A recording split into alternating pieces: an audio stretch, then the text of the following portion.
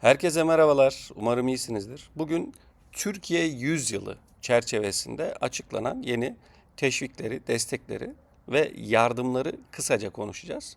Teşviklerle ilgili detaylardan çok kısa bahsedeceğiz. Çünkü bunları her yerde bulabilirsiniz ama bunların kime faydası var? Bundan nasıl faydalanabiliriz? Dünyada bu durum nasıl oluyor? Kısaca bundan bahsedeceğiz. Kim ilgilendiriyor bu? Türkiye'de iş yapan herkese hemen hemen ilgilendiriyor aslında.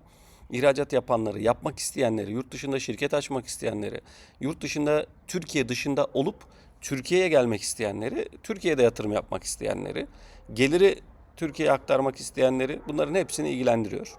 İşte şimdi bunları konuşacağız. Öncelikle bir paketin içeriğine bakalım kısaca beraber. Ama öncesinde kısa bir not düşeyim size. Bu Cumhurbaşkanı tarafından açıklandı ama henüz kanunlaşmadı. Fakat Cumhurbaşkanı tarafından açıklandıysa zaten kanunlaşacaktır yani yakında. Çok büyük bir değişiklik olmaz. Küçük değişiklikler olur. Şimdiden hazırlanmakta ufak ufak fayda var detaylarına. Gelelim detaylarına. Kurumlar vergisinde indirim var %25'ten. İmalatçıysanız daha çok, imalatçı değilseniz daha az %9 ve %14'e inen indirimler söz konusu. Transit ticarette %50 idi destek, vergi indirim oranı şu an %100'e iniyor. Burada birincisindeki amaç kısaca ihracatı artırmak, ikincisinde aslında yine paranın bizden geçişini, Türkiye'den geçişini sağlamak özetle. Diğeri yurt dışında benzer faaliyetlerde bulunan faaliyetler için kazançların %95'i vergi dışı ve bu 20 yıl boyunca devam edecek. Bunda da amaç da küresel şirketleri yavaş yavaş Türkiye'ye doğru çekmek. Bir diğeri de yurt dışında yaşayanlara avantajlar. İşte bizler gibi onların yurt içi gelirleri vergilendirecek. Yurt dışından gelirleri geldiğinde de Türkiye'de tamamen vergi dışı. İşte veraset vergisi de %1'e düşüyor. Şimdi böylece ne oluyor? Örneğin İngiltere'de veraset vergisi çok yüksek. Bu yüzden biz burada yatırım yapanlara farklı metotlar yapıyoruz, yani yasal metotlar, ama veraset vergisini azaltabilecek metotlar uyguluyoruz. Ama Türkiye'ye mesela buradan birisi kazandı, Türkiye'ye götürdü. %1 gibi çok düşük bir vergi alınıyor. Son olarak da yurt dışında hizmet veren girişimciler için kazançların %80'i istisnaydı vergiden. Şimdi %100'ü. Bu 6 tane paket var, yani 6 tane kapı var. Şimdi bu kapıların bize ne faydası var? Bu kapılar nereye çıkıyor? Biraz onu konuşacağız. Fakat öncesinde dünyadaki durumdan kısaca bahsetmek istiyorum. Yani Türkiye kendisini aslında nereye doğru konumlandırıyor? Buna bakmak için de birkaç ülkeden bahsedelim. Birleşik Arap Emirlikleri, Dubai, biliyorsunuz son dönemde gözden düştü. Bir tane bombayla bütün körfez yerle bir oldu ve yatırımlar, teşvikler kaymaya başladı. Demek ki bu iş bu kadar basit olabiliyor. Buna dikkat etmek lazım. Dubai kurumlar vergisi %9. 2023'te bunu %0'dan %9'a çıkarttılar. İrlanda'da %12,5. İşte Ar-Ge'de kredisiyle bu daha da düşüyor falan. Apple gibi birçok büyük şirket de bu arada İrlanda'ya geçti. İrlanda'da merkez kurdular. Singapur'da %17 nominal ama startupsanız, teşvik alıyorsanız falan ciddi indirimler alıyorsunuz. Hong Kong'da da %16,5. Fakat Hong Kong'da offshore'da kazançlar sıfır. Yani offshore da çok aktif kullanıyor Hong Kong. Malta'da işte %5'e kadar iniyor. Normalde %35. Malta'da bu yüzden şirketlerin yoğunlaşmaya başladığı yerlerden bir tanesi. Holdingler kuruluyor genelde. Şimdi Türkiye'de burada nereye oturuyor? Yani böyle kendisini Birleşik Arap Emirlikleri gibi bir veya Malta'dan daha düşük. Birleşik Arap Emirlikleri'nin yükselttiği rakama Türkiye düşürmüş durumda. Bu da aslında kendisini nereye konumladığını gösteriyor, aynı tarafa getiriyor. Ee, Burada genelde nasıl yapıyor şirketler? Holding sistemiyle bunu yapıyorlar. Holding merkezini kuruyorlar. İşte bunu operasyonlarında destek sağladığımız böyle yerler de var. Holding merkezlerini vergi avantajının en çok yoğun olduğu, en çok iyi olduğu yerlere kurguluyorlar. Genelde bu şekilde yapıyoruz. Ama Türkiye'nin çok büyük avantajları da var bu arada. Yani sadece vergi değil. Türkiye'de coğrafyası çok iyi. Yeri çok güzel. Türkiye'nin finansal sistemi birçok anlamda oturmuş durumda. Üretim altyapısı var, iş gücü var. Bunun gibi yani potansiyeli çok yüksek olan bir ülke. Fakat dikkat edilmesi gereken bazı şey var. Yatırımcı sadece vergiye gelmez yani. Çok küçük bir havuç vererek diyeyim, hemen yatırımcıyı çekmeniz çok zor. Buna şöyle bir örnek verelim. Mısır. Bugün tekstilin çoğu Mısır'a gittiğini biz de biliyoruz. Birçok imalatçının Mısır'a gittiğini biliyoruz. Niye? Vergi avantajlarından dolayı. Ama ne yaşıyorlar? Birçok güvenlik sıkıntısı yaşıyorlar, finansal sıkıntı yaşıyorlar. Efendim orada personel bulma sıkıntıları yaşıyorlar. Bu tür şeyleri de yaşamaya devam ediyorlar. Çünkü sadece vergiyle bu iş bitmiyor. Orada bir ekosistem var. Yani bir ticari ekosistemin oturmuş olması gerekiyor. Bu yüzden ticaret yapmanın kolaylığı ne kadar, hukuka güven ne kadar, bürokrasi ne kadar az, ne kadar işler hızlı işliyor. Bunlar çok önemli şeyler. Kendimden örnek vereyim. Avrupa'nın çok farklı yerlerinde biz şirket kurduk işlerimiz gereğince. Bugün Avusturya'da ya elimizde kağıtla böyle belediye noter geziyorduk. Almanya'da hakeza bir finansamtla yani maliyeyle başınız bir derde girsin. Adam öldürmekten daha büyük cezası var yani maliyeyi karşınıza almanın. Küçük bir hatanızda bile ama İngiltere'ye geliyorsunuz internetten bunların birçoğunu yapıyorsunuz.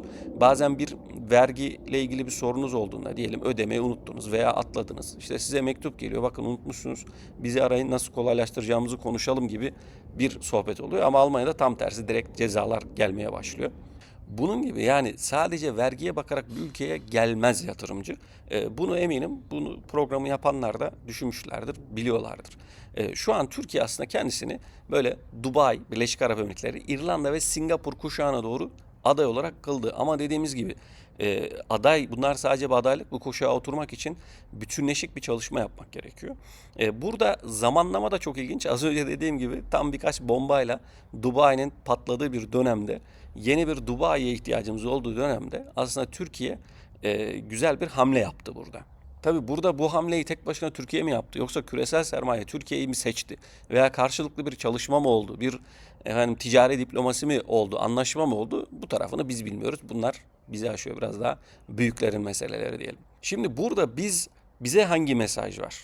Gelip oradan kısaca bahsedelim hızlıca. Şimdi ihracatçı için diyor ki ihracatını artır, yatırıma ve kâra dönen gelirin de artsın.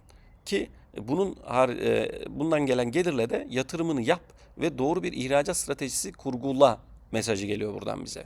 Yabancı yatırımcı için de Türkiye üzerinden global operasyon yapabilirsin. Türkiye'ye headquarterlarını, genel merkezini Türkiye'ye getirebilirsin. Holdingini Türkiye'ye kurabilirsin. Böylece daha az vergi ödersin. Türkiye'yi gelsen bölgesel bir merkez yap gibi. Tabii burada şey var. Yani biz yabancı şirketlerle bir masaya oturduğumuzda farklı konular ve bu tür ülkelerdeki yapılanmaları konuştuğumuzda gelen sorular çok belli.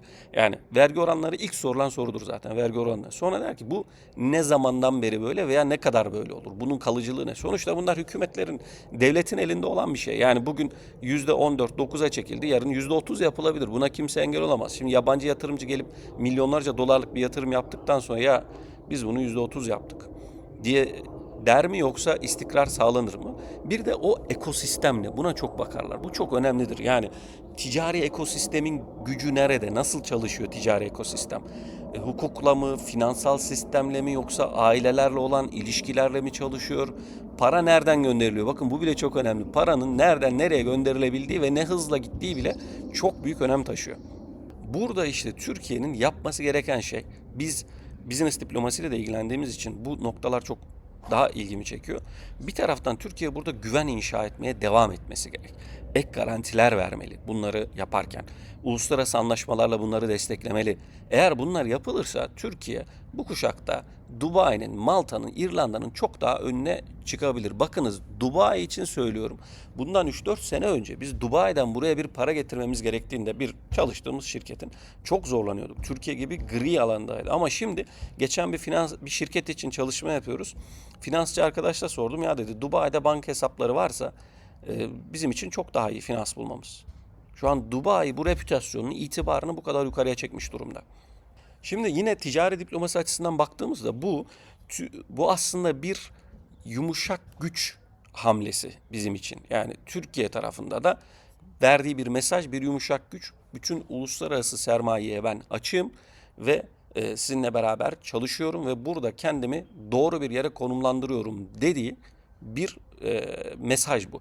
Ve Türk şirketleri yurt dışında da bir müzakereye oturduğunda böyle sistemi hani çok eskiler bilir böyle 80 öncesi, Özal öncesi falan derler. İşte dolar alıp satmanın yasak olduğu dönemleri düşünün işte sokakla gizli gizli falan Türk parasını koruma kanunuyla ama şu an burada biz Türkiye'den geliyoruz dediğimizde bir İsviçre'den gelen birisini düşünün. Küresel sermaye merkezlerinden bir tanesiyiz biz.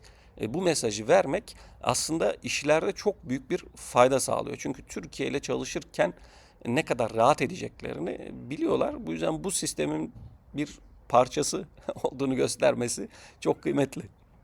İşte bu yüzden diyoruz yani küresel sermaye haritasına bir noktaya Türkiye kendini yerleştirmek istiyor ama burada sadece vergi yetmez. Diplomatik altyapı olacak, anlaşmalar, sürdürülebilirlik bunlar çok önemli.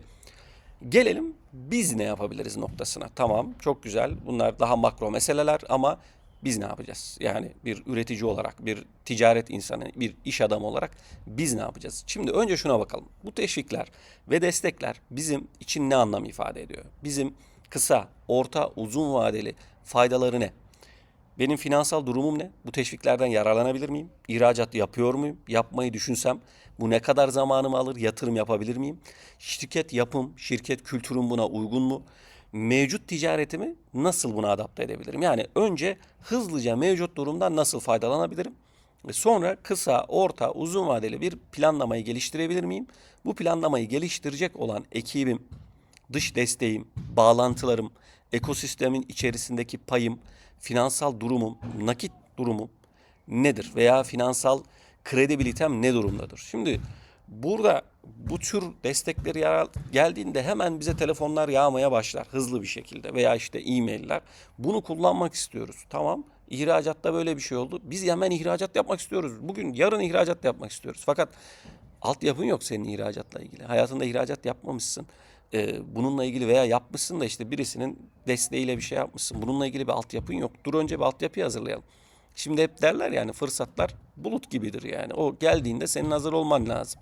O yağmur yağdığında senin elinde tasla bekliyor olman gerekiyor. Sen tasını ya bir dakika beklesen biraz yağmur ben şu tasımı hazırlayayım diyemezsin. Veya bakarsın ki ya yağmur gün boyu yağacak arkadaş ben oturayım tasımı hazırlayayım kendimi hazırlayayım.